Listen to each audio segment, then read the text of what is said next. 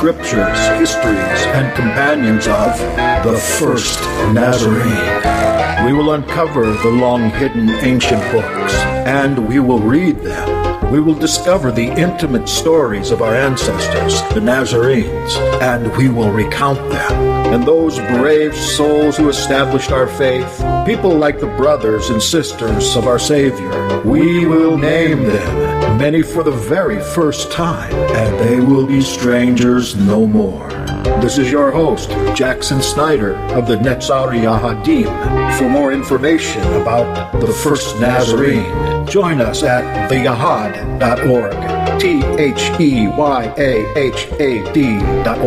Until then, we hope you will enjoy each broadcast of the first Nazarene.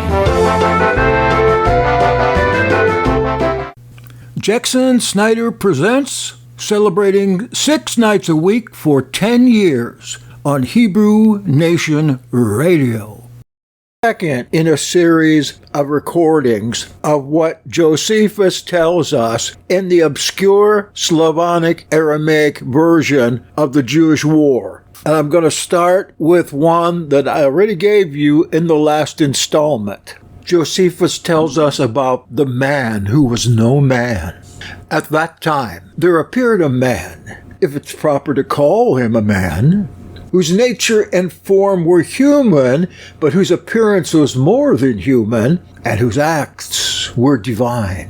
He worked wonderful and powerful prodigies. Therefore, it's impossible for me to call him a man. Then again, in view of his common nature, let them not call him an angel. Everything he did by some unseen power, by word and command. Some said of him, "Our first lawgiver has risen from the dead and has been demonstrating many cures and skills."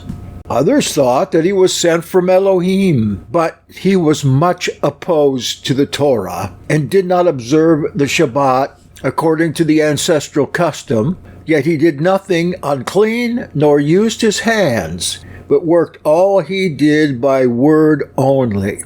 A note, Josephus says that he was opposed to the Torah and he didn't observe Sabbath right, and that's because he was on a different calendar than Josephus. No doubt about it. Many of the people followed him and listened to his teachings. Many people were aroused, thinking that by him the Jewish tribes would free themselves from the hands of the Romans. It was his habit rather to remain before the city, on the Mount of Olives.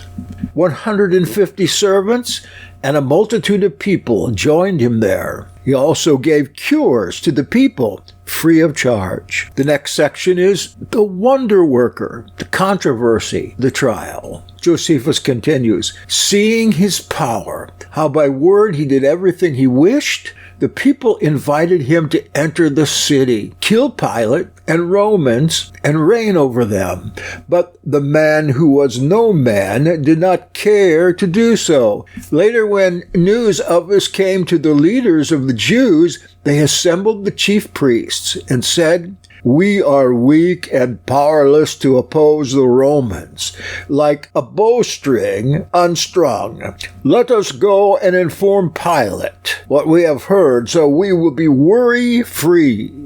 For if Pilate hear this from others by and by, we will have our property confiscated, our children exiled, and ourselves slaughtered."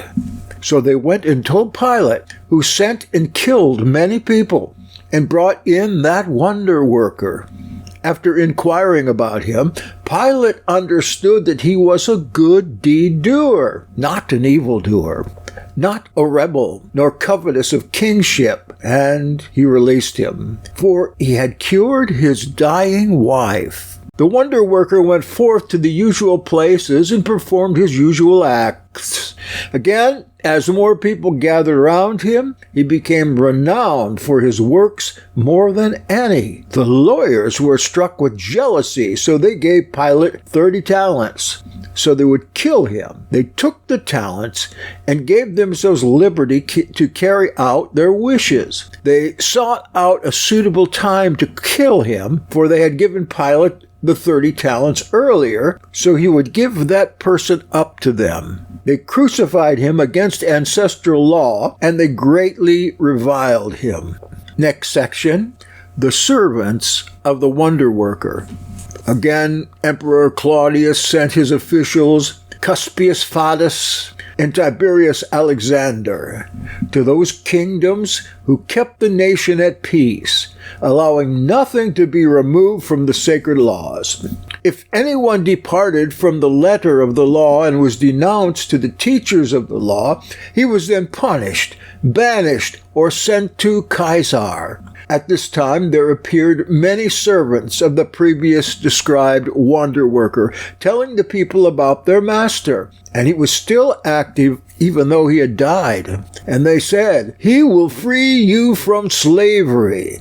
Many of the people listened to them and paid attention to their instructions, and not because of their fame. They were from the lowly. Some were sailmakers, some sandal makers, some were manual workers, but they performed wonderful signs, whatever they wanted to do. The grateful governors, considering the subversion of the people, planned with the scribes to lay hands on them and destroy them, lest a small matter be not small when in fullness it becomes great. But they were ashamed and terrified by such signs and said, "Great wonders such as these do not happen by magic. If they do not come by the gods' forethought, they will be soon unmasked." So the governors gave them authority to go about freely. Later, being pestered by them, they let them go, some to Caesar, some to Antioch, others to distant lands, for composing an investigation of the matter. The next is the Egyptian escapes. Now we've read of the Egyptian in the Acts, supposedly with a gang of people that came from Egypt into Jerusalem in order to take over the place.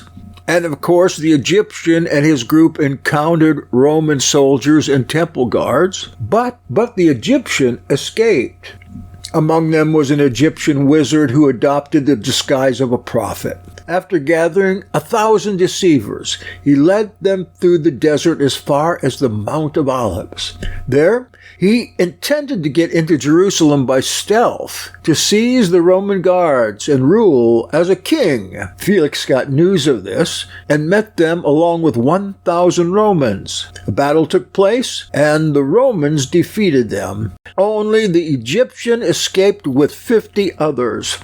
The country was cleared of such as these, but as in a sick body, the illness departs some limbs, but other limbs swell up. So then here also are magi, wizards, and every malefactor combining together to lead many into sedition, while summoning them to liberty, threatening with death those who submitted to the Roman authorities. Such as these, having dispersed throughout the country, made sudden attacks on the homes of the rich, killing the masters and plundering the property. Their alacrity evaded surveillance. The next section is civil war in Jerusalem. The people obeyed these words. All assembled and went against the zealots. They were called by this name as if they were zealous for freedom. But in reality, they had no zeal for freedom, but committed every lawless act. They clashed immediately, fighting with stones between the city and the temple. Those who yielded were dispatched with weapons. When the zealots attacked the people suddenly, they might overcome them, but when they were fighting in crowds, then the people would win, having stood firmly. Those who were for the Christians turned the zealots back toward the people, took the walls, and when those others had fled to the temple, they closed the gates. And they were firing from the porticos and chambers. Ananus could have taken the temple, but was afraid of bloodshed, that it might profane the sanctuary. Ananus sent 6,000 guards to watch over them till such time as they repented and left, voluntarily laying down their arms. Ananus, of course, was appointed a high priest, and in the very first of his priesthood, he saw to the stoning of James the Just, Yeshua's brother, Yaakov HaZadik. They guarded these zealots every night, taking turns, 6,000 each night. But because of the strife continued, the sentries didn't guard them watchfully, as if not mindful of the danger of those confined, but these, the rich and the house owners, hired the poor for guard duty.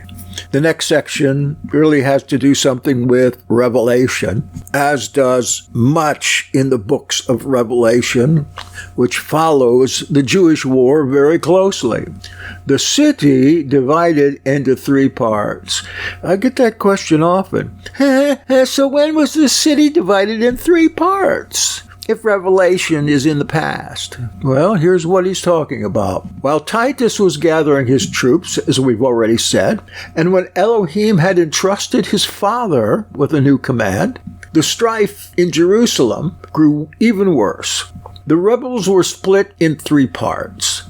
The zealots were fighting against the citizens, and Simon against them. Revolt sprang from revolt. Like a raging beast turns its teeth on its own flesh, so did they provoke hands against their own kin. The zealots occupied the temple, John of Giscala, the middle town, and Simon the outer. John, amid his adversaries, installed against those in the temple catapults and spear throwers with which he fought against them. Many of them were killed, some fighting, others serving Elohim and offering sacrifice. And though they had reached the extremes of irreverence, they nevertheless admitted those wishing to offer sacrifice. For the natives were offering sacrifice under supervision, and foreigners were unsupervised. Stones were thrown and spears flying with such force that they fell on the priests and those bringing sacrifice and on the altar and the temple itself.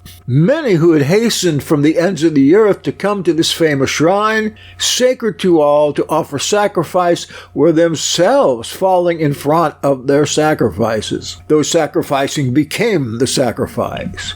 The altar, revered by Greeks and barbarians alike, was defiled by the blood of the natives. The corpses of Jews were mixed in with foreigners, and the priestly with the unrighteous. Mixed blood stood on the sacred place like a lake. Next section, the temple and surroundings. At the top, they built double porticos with stone columns in them, 25 cubits high, each made from 1 block of white marble. The roof was made of cedar boards, well carved and greatly embellished by nature, so that the viewer could not swiftly take his eyes off the scene. There was not a hand-painted decoration nor handiwork in it. It was round-walled, and the uncovered courtyard was decorated and paved with various stones built in. So there was a way up to the second part of the temple, in front of which were barrier stones, 3 cubits high, and a most pleasant sight. In it stood equal pillars, and on them inscriptions in Greek, Roman, and Jewish letters proclaiming the law of purity, and that the foreigners should not come within. Those have been found, by the way, those signs. For that is what they called the holy place, approached by ascending 14 steps. The top was quadrangular. Above these inscriptions, a 4th inscription hung, in those same letters, declaring Yeshua, a king who had not reigned, crucified by the Jews because he foretold the destruction of the city and the devastation of the temple. Oh yes, you can read that in Matthew 24. On the east side, there was a gate and a place allotted to women for service and prayer. It wasn't proper for women to enter by other doors or through their own doors so as to pass the barrier. On the west side, there were no gates, but it was surrounded by walls from one end to the other. Porticos that were between the gates, facing inward from the walls in front of the treasury, rested on great marble pillars. Next section, digression, the veil and the benefactor. Up until this generation, this veil was intact, for the people were pious. But now it is pitiful to look at, for it had been suddenly rent from top to bottom when the benefactor, a man, but by his actions not a man, was handed over to be killed for a reward. They tell of many other signs that then occurred.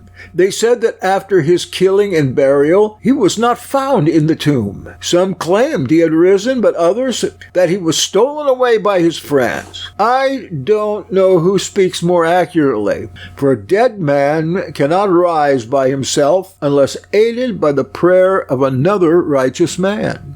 Except he be an angel, one of the heavenly powers, or Elohim himself appearing as a man, doing as he pleases, going among people, and falling, lying down, and rising, as is his will.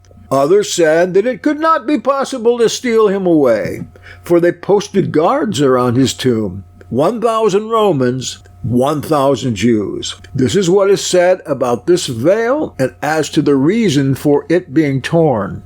Next section, the dearth of food, the abundance of corpses. I think that if the Romans had delayed their attack on these cursed men, either the ground, gaping, would have swallowed them, or a flood would have drowned the city, or Sodom's heavenly fire would have swallowed up this godless race. They committed deeds worse than the Sodomites, and because of their godlessness, all the people perished with them. Why am I telling of the suffering in detail? In those days, Manius, a nephew of Lazarus, whom Yeshua raised from the grave, fled to Titus and told him that through a single gate, which had been entrusted to him to guard, 15,800 corpses had been carried out from the day on which he surrounded the city, which was the 14th of the month Xanthicus, called April, to the first day of the month Panemus, which is July. All of these dead were of the poor, and the rest were buried by their relatives, and this was their burial, taking them out of the city by throwing them into the ravine. And after him, other distinguished citizens told Titus the number of the dead to be 60 myriad bodies of the poor that were carried out through all the gates, and the rest were not known apart from those killed and buried. Note, a myriad is 10,000. 60 times 10,000 bodies. I don't know that that's an exaggeration or not. A lot of people died. Other corpses they collected and heaped up were shut inside the houses and palaces. A measure of wheat was sold for a talent of gold. And after the city was surrounded, the people, unable to go out collecting herbs, were in such straits that they searched in the porticos for cattle dung to eat. For them, such became food. Such stuff before they could not even look upon. And the Romans, having heard of such suffering, felt pity. But the rebels, seeing these things, didn't regret or repent, but endured to the end, until evil came on them too. For their minds were blinded by Elohim's judgment, which brought all this catastrophe upon the city and those living in it. Next section, John and Simon, false prophets, signs, apparitions, prodigies. This disaster was brought on the people by a certain false prophet who had in those days announced to the citizens the following: Elohim bids you enter the temple and receive a sign of safety. John of Giscala, together with Simon, had released among the people these lying prophets, instructing the people to await divine aid in order that they would not flee to the Romans. It's usual, if any man is in trouble and someone tells him of deliverance from misfortune, that he believes that man. If someone deceives him and lies, saying good things, he then trusts him and places all his hope in him. And so, this much suffering people hearkened to deceivers and liars against Elohim. But they ignored both those who spoke the truth and announced the devastation that was to follow. They neither heeded the signs and apparitions, but as if thunderstruck, and having neither soul nor eyes, did not listen to the divine announcements, nor did they understand what was meant when the star hovered over the city, appearing as a lance, and remaining for an entire year. The star's name was Cometis, meaning hirsute, hairy. These are just a few excerpts from this 300-page Aramaic, Slavonic, rare Josephus Jewish war that just went out to Jews in the dispersion. The Josephus you read in English is undoubtedly the Greek version translated, but this version hasn't been touched for hundreds, if not thousands of years. It's deemed lost. Only found in the 20th century, yet nobody's interested in this, I think, but me. Continuing. More prodigies unheeded. The Lamb, demonic vision. Again, before the outbreak of the fighting, when the people were assembling for the Feast of Unleavened Bread on the 8th day of the month of Xanthicus, at the 9th hour of the night, such a light shone on the altar and on the temple that one could think it bright as day. It lasted about a half hour. Senseless people thought it was a good sign, but the holy scribes judged it, and judged it correctly, that is, factually, just as it ended. At the same feast, a cow was brought by someone for slaughter, and standing in the midst of the temple, it bore a lamb, the eastern inner gate, brazen and thick, which 20 men could hardly move to close it, with its iron bars, a bolt, a post, all deeply fit in within the long stones, opened by itself at the 6th hour of the night. The temple guards came running and told the captain, and he, coming with many people, hardly managed to close it. This sign was interpreted as favorable, for they thought that Elohim would open for them the blessed doors. But the scribes understood that the temple fortifications would close by themselves, yet would freely open for the enemy, and the sanctuary would be devastated.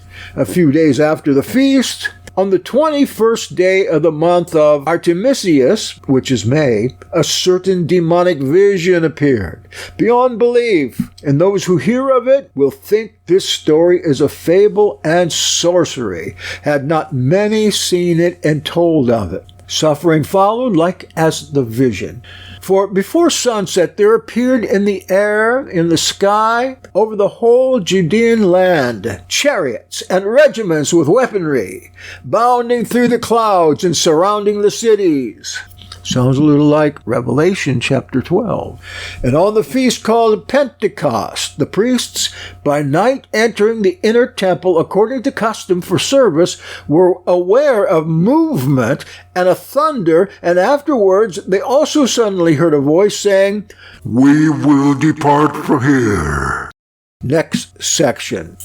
The story of Jesus ben Ananus. Woe, woe, Jerusalem. What was more frightening than all of these, a certain Jesus, son of Ananus, of the simple folk, unlettered, 4 years before the war, while the city was still peaceful and prosperous, had come for the feast day, when they all celebrated the Feast of Tabernacles according to custom. He stood in the temple and suddenly began to cry out, "A voice from the east, a voice from the west, a voice from the four winds, a voice against Jerusalem and against the temple, a voice against bridegrooms and brides, a voice against all people."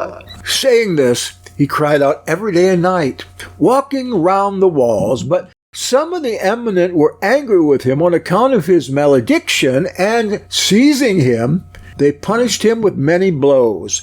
But he thought not of his wounds, nor did he plead for himself, nor did he answer to those torturing him. He only cried out as before.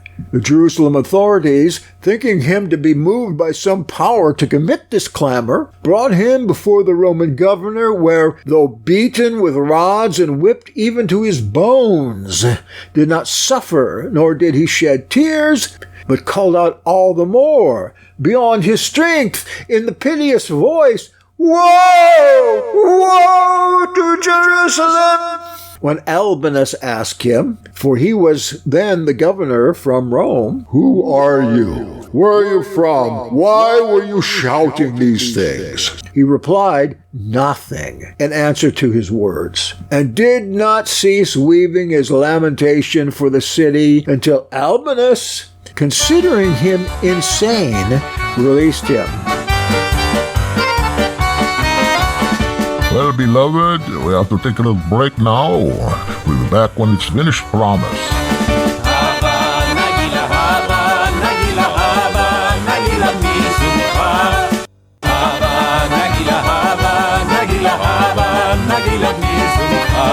Just as I promised, Jackson Snyder Present is back now to finish up message and fulfill promise.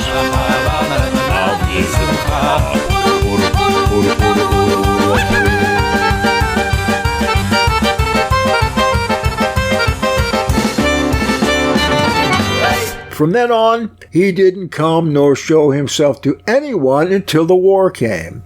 And then, every day, as if he had learned a prayer by heart, lamenting, he would cry out, "Woe! Woe to Jerusalem!" But he neither gave answer to those who beat him, nor did he curse those who railed at him, nor did he bless those who gave him food. He had that single, sad response to everyone for 7 years and for 5 months. And his voice did not fall silent, nor did he tire, until he saw the acts of war that he had foretold. But then he rested in death. For, walking along the ramparts, he would again cry out, "Woe! Woe to the city, and to the people, and to the temple!" Finally he added, "Woe! Woe! Woe to me!" And immediately a rock, flying from a catapult, struck him and killed him. And he gave up the ghost while still uttering that prediction. If someone considers well, then someone will find Elohim forethinking for a man, and in every way indicating to our race what is necessary for salvation. But we perish by our stupidity and willful evil doing. Elohim has shown the signs of his wrath, so that the people should understand his wrath better, and ceased from wickedness, and thereby move Elohim to pity. Next section, prophecy and sign of the cross. There being among the Jews a prophecy that the city and the temple would be devastated by a quadrangular shape, some Jews began to make crosses for crucifixion that are, as we have said, quadriform. After the destruction of the Antonia, they made the temple quadrangular. They were impelled to make war by an ambiguous prediction found in the sacred books, saying that in those times, someone from the Judean land would be reigning over the whole world. For this there are various explanations. Some thought it meant Herod, others the crucified miracle worker, others Vespasian. But it's not possible, however, for men to escape judgment if they will not forethink. But the Jews interpreted the signs as they wished, turning them about at their own pleasure, and they reviled others until, having ruined themselves in their native land, were convicted and shamed and proved mad. Next section, Romans worship their idols. A youth beguiles the guards. Once the rebels had dispersed into the city, and the temple and all the surrounding places were on fire, the Romans, bearing their idols, set them up in the temple facing the eastern gate and sacrificed to them there. And they glorified Titus with great praise and called him the autocrat. The soldiers were also replete with wealth gotten by capture and plunder, that in the Assyrian land gold was being purchased at half of the old price. When the priests had fled to the walls and were holding out, a youth from among them was forced by thirst. He begged the Roman guards to give him their right hand, and told them of his thirst. The guards, taking pity on him, gave him their right hand. And coming down, he drank his fill of water and filled the vessel that he was carrying and ran back to his own place. And when the guards were unable to catch him and reviled his perfidy, he replied, "I do not transgress an agreement, for I ask for your hand, not to be with you, but only to climb down to you and get some water. And I have, and I, having done both, am true." But they, deceived by the young man, were amazed at his cunning. And the last one I'll read is from the Aramaic Slavonic Josephus Jewish War, which I am in the process of publishing and which is available to you in PDF if you let me know, is a heinous rumor, Torah and Sabbath keeping forbidden. However, outside the city, war broke out and Vespasian sailed to Syria. Hatred of the Jews was growing everywhere. Then one of them, Antiochus by name, respected because of his father who had been leader of the Jews at Antioch, when the people of Antioch had assembled, coming, he stood in their midst and slandered his father and the others, saying that they had plotted on that night to burn down the whole city. He delivered many of the Jews for torture as partakers in the plot. The people of Antioch, hearing this, could not refrain from furious passion. Immediately, they cast the slandered ones into the fire and rose up against the Jewish people to kill them and rescue their fatherland from them. And Antiochus, wishing to irritate them with greater rage, pretended to have rejected the Jewish law. He began to sacrifice according to the Greek law, and he was compelling all his compatriots to do this, saying that anyone who sacrifices in the Greek manner is guiltless, and anyone who does not will be convicted, and not being innocent of the plot to burn down the city. And when the Antiochenes thus tested them, a few of the Jews sacrificed, but the rest, not submitting, were killed. Antiochus, acquiring troops from the Roman governor, attacked his compatriots with cruelty and ordered them not to keep the seventh day, the Sabbath, nor the seventh week, but to do all the things that are done on other ordinary days. He forced them so insistently to transgress the law that every seventh was destroyed and trampled, not only in Antioch, but also in all those cities where the Jews were living. In the same version, these excerpts, I have a couple of the excerpts from the Greek version of the Wars of the Jews about Yeshua that are there, which I'm not going to read now. I'm sure you've heard them before. But again, this comes from my publication of the Slavonic Aramaic version of Josephus Jewish War, which you can find free of charge on some certain websites online. These are just some quotations referring to Jesus and his primitive movement.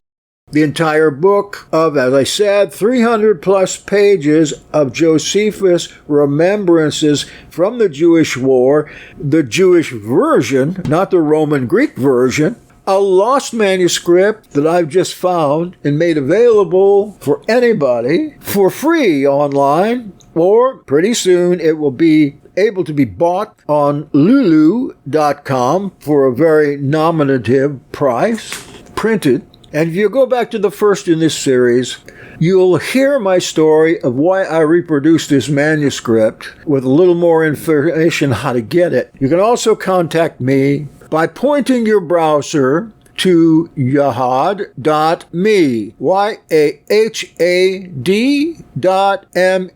Or I think this is up in its entirety and in this small version at jacksonsnyder.org. That's Snyder with a Y. Of course I want you to have it.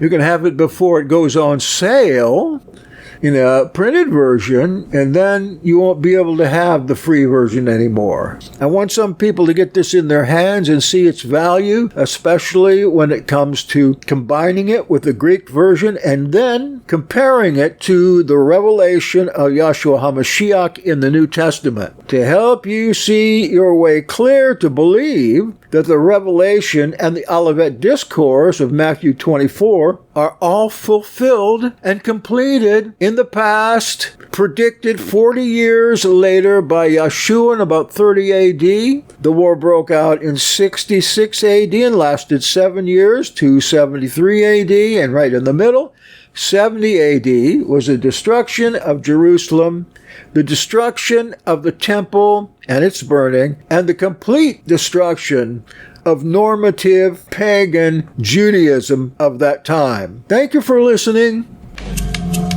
You have been listening to Jackson Snyder Presents on Hebrew Nation Radio. Now, here's a little about Vero Yahad and the New Earth Restoration Online. We offer completed Judaism minus rabbinical rules. We follow the scriptures of the 3 testaments of the Bible, plus the primitive books of the apostles, like the Didache, or Teaching of the 12 to the Gentiles, the Nazarene Acts of the Apostles, and certain of the Dead Sea Scrolls as interpreted by the Spirit of Elohim. We call our faith Nazarene Israel, or Essenic Messianic Judaism, a primitive Judaism of the Messiah, of Torah, of sacred writings, of being and doing good in the footsteps of Yeshua, James the Just, and Shimeon Kepha, that is Peter, emulating the faithful of all generations. Let me now mention financing. Yes, our internet ministry is extensive and expansive, and we have but a little flock of members. But we've been able to finance it all now for 25 years through the gifts of the little flock alone. No one takes a salary or a cut, not even me.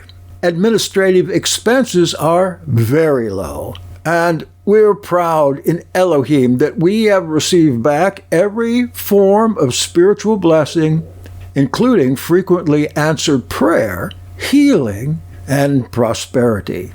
Since the people in the little flock live all over the place, we can't get together in the flesh. But we do get together through online Shabbat services, special speaker events, a Zadokite calendar club, and online services for the feasts of Yah. Now that you've heard a little about the Vero Essene Yahad, New Earth Restoration online Shabbat services, and our Haiti mission, perhaps the pure spirit has plucked the strings of your heart a little bit, and your interest has been piqued. I pray so. And if so, write to me, Jackson Snyder, by email to veroyahad@gmail.com. That's veroyahd@gmail.com. Let us know who you are, request more information, or check out our primitive website for info at www.veroyahad.org, or go to jacksonsnyder.org and allow us to invest you with the otherwise unknown apostolic scrolls left behind by the apostles but ignored by institutional religion. Or join us for a service. You may do this anonymously if you please. At 11 a.m. Eastern Time every Shabbat, use your free Zoom client and surf to www.theyahad.com. That's THEYAHAD.com. No passwords to deal with. You may also reach the service by phone. We begin with a variety of Hebrew music at 10:45 Eastern. Then we use authentic, primitive order of service for worship, the same that Yeshua might have used, plus prayer and praise, and a deep message from the Savior. So thank you for listening. We hope to meet you soon. Oh, we also do music.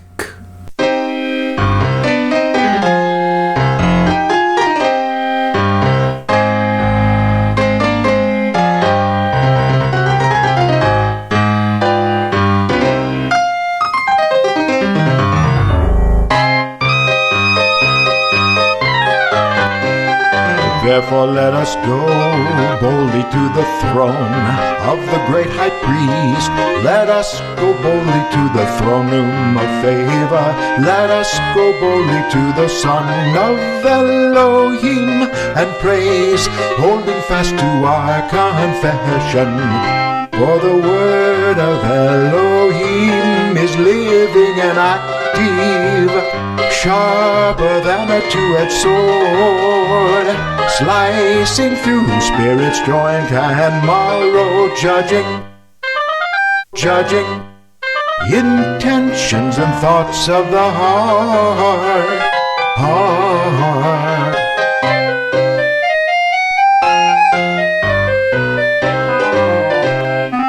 Therefore let us go boldly to the throne of the great high priest, for he has flashed across the 70 heavens. There he was tried in all respects, succeeding wondrously, judging all things by compassion.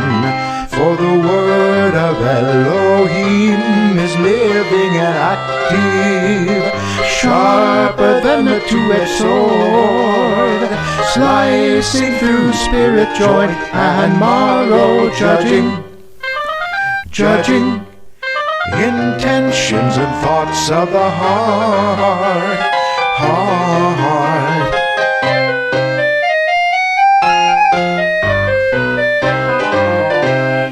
Therefore let us go boldly to the throne of the great high priest. Let us go boldly up to seek out his face, and we'll find his full compassion and his timely help.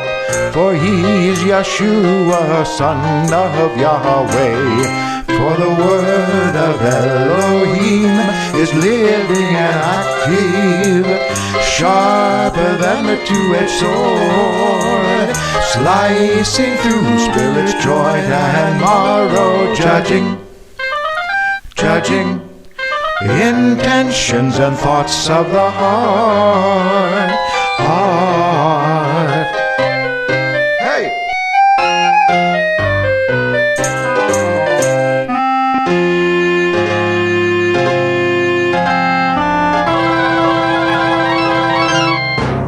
If you're still there, I've got time to quote you a little more from the Slavonic Aramaic Josephus, a thing or two that I found especially interesting.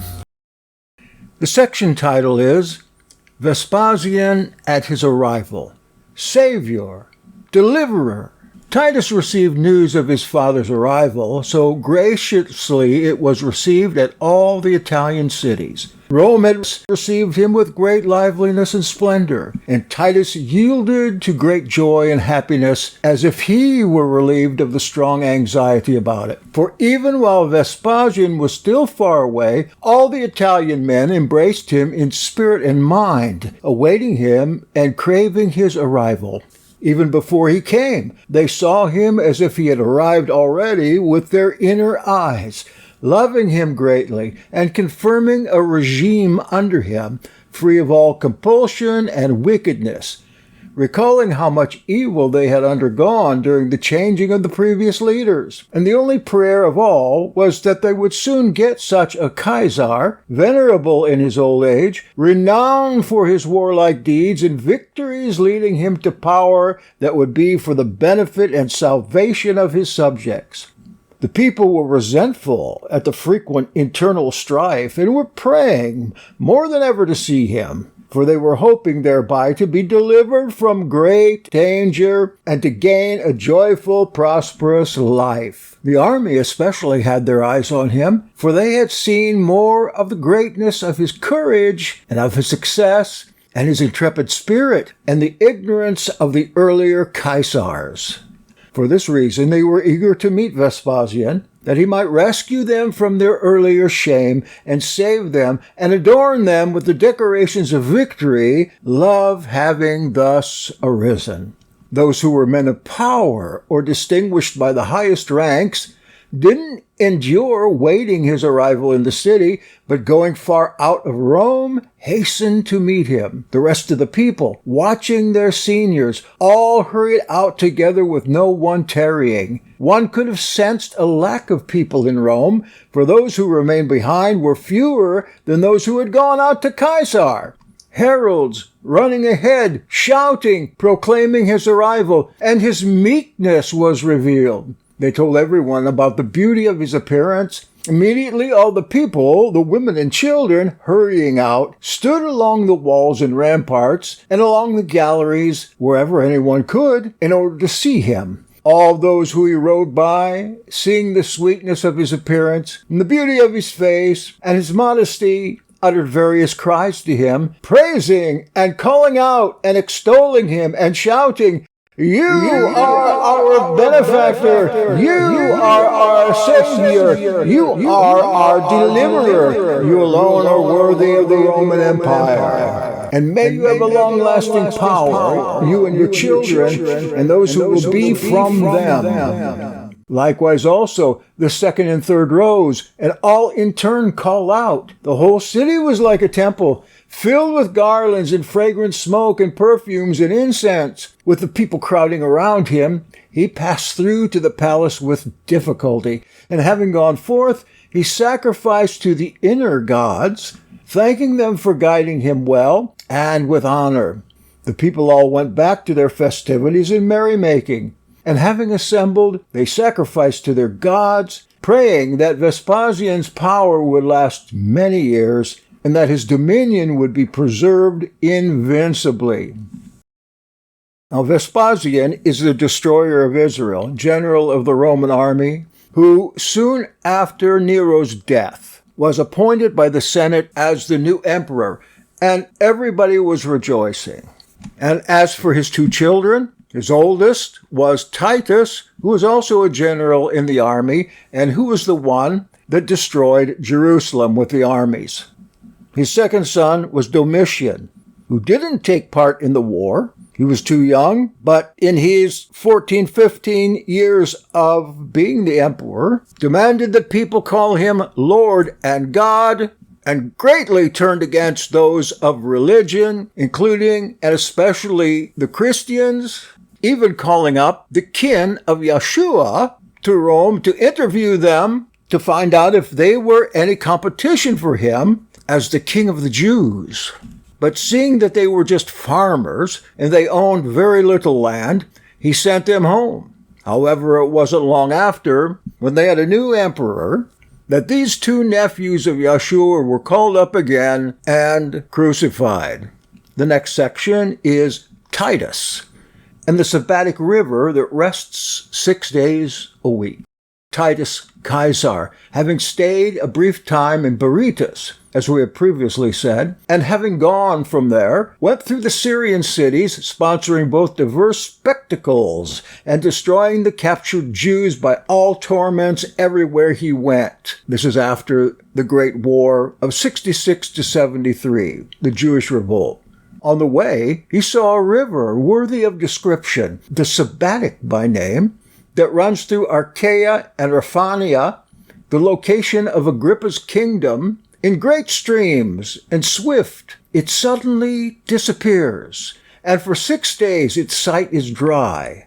On the 7th day, unseen, it comes out of the earth's depths and runs in great streams yet again. Such is something wonderful, for that river rests for 6 days, and on the 7th flows. When its sight is dry, tiny pearls are found in it. The Antiochians, having heard that Titus had come close to them, did not await him within the city, but ran to meet him, and came out 30 stades from the city for joy, not only men, but also women and children. Now standing on both sides of the road, as Titus was riding in the middle, they held out hands to him, bowing and greeting him, and glorifying him with all kinds of praise, then returning with him. So much in here, so much. Next section is Titus Travels, number 2, Jerusalem's ruins. From there, they journeyed to Egypt, that is Titus and his gang. And going by, he happened to come to Jerusalem, and he saw the alteration of the city from splendor to a waste, from beauty to a most dolorous appearance, from a glorious creation to destruction and conflagration. Recalling its ancient beauty, he mourned the ruin of the city, not exulting nor feeling pride, as someone else might have, that he had been able to capture a city of such great grandeur and such power. But he cursed the leaders of the revolt many times, they who by their evil character had brought this vengeance on that city. So it was made clear that he had unwillingly accepted the glory of taking it, the city's great wealth, part was found beneath the burnt-out stones, and much of which the Romans excavated and took, while much of it the citizens themselves had removed, including gold and silver and all other precious minerals that they had preserved underground, acquiring these, they fearing a violent end. And one more Titus story here in the final section I'll do. Titus travels 3 to Rome and triumph. Again, this is after the destruction of Jerusalem in 70 AD.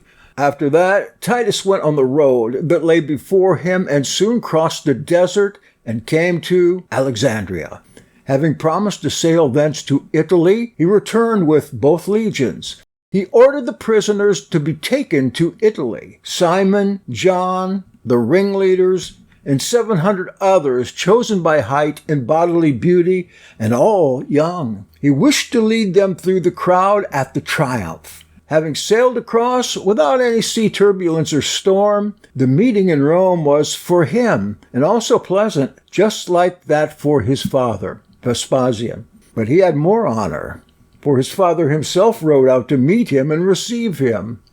A wonderful and unutterable joy came over the citizens seeing both the rulers meeting, then riding together. After a few days passed, they agreed that all 3 Flavians would make one triumph. But the counselors told them to make them separately, each for himself, and they appointed a day on which they wished to make the victory parade. None of the innumerable people stayed at home, but attending, they all stood where it was possible for only one to be. All the places filled up with people. Being unable to fit in, one climbed upon another. The buildings, the palaces, the roofs filled up, and they left one path for the entry of the ruler. And finally, regarding the Herods, this section, the complaints of the Jews. Nicholas' reply. Philip, Archelaus' brother, was also there for 2 reasons. To assist Archelaus and thus receive some honor from him, and should Caesar divide the house of Herod among all the family, to obtain a share for his estate. Caesar, having ordered the adversaries of Herod to speak of his crimes, they began to speak. For us, he was not a king, but a tyrant beyond all tyrants. When many had died because of him, we, the living, took so much evil from him that we blessed the departed. For he not only tortured the bodies of his people, but also their cities. He ruined his own cities and embellished those of foreigners, and he gave away Jewish blood to outside peoples.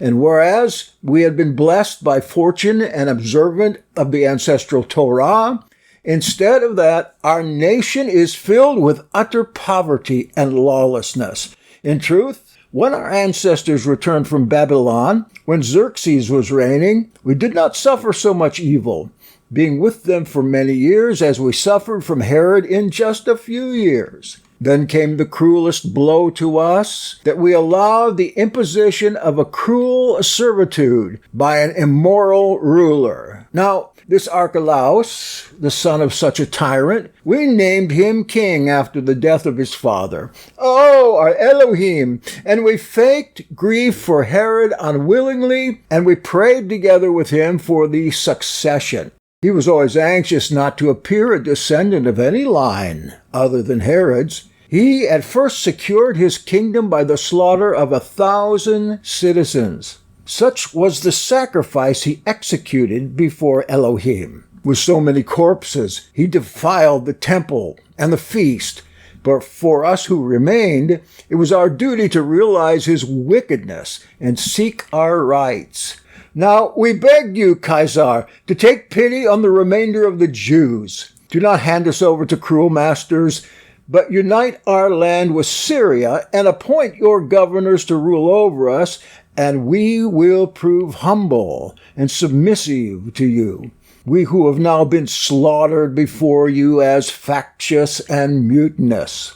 With such a plea, the Jews concluded their speech. Rising, Nicholas, by his words, deflected blame from the king and directed it at the Jews, declaring, They do not wish to live under the authority of Rome, From the start, they have not been submissive either to mild or to wicked rulers from Moses up to the present. And everything in between. I hope you enjoy it. You can get it right now free of charge at jacksonsnyder.org.